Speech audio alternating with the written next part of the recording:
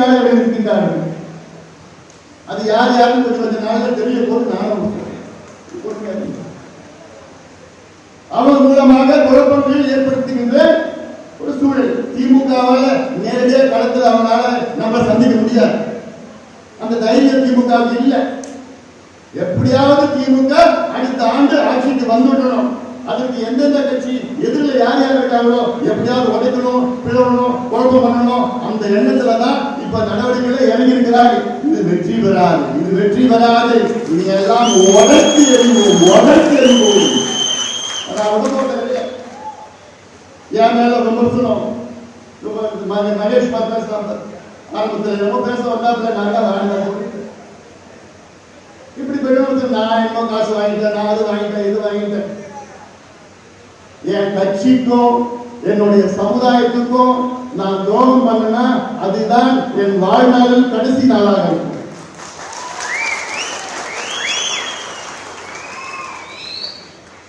என் கட்சியும் என் சமுதாயத்துக்கும் என்னைக்குமே என்னால துரோகம் பண்ண மாட்டேன், பண்ண முடியாது.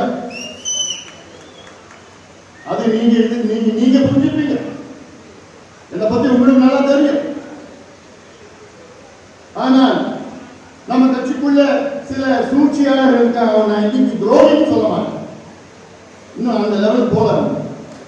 இன்னைக்கு சூழ்ச்சியாளர்களா இருக்கிறாங்க.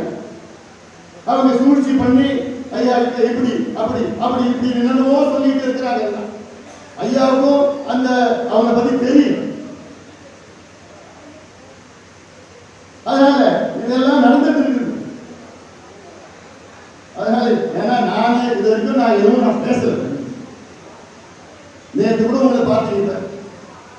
ஐயா என்ன மேல போகணும்னா மன்னிச்சு அப்பாட்ட மன்னிச்சு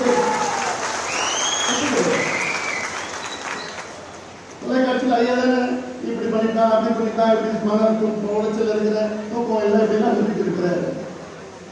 அது நேரில் உங்ககிட்ட சொல்லலாம், எங்கிட்ட சொல்லலாம், எல்லாம் பண்ணிட்டு போகலாம்.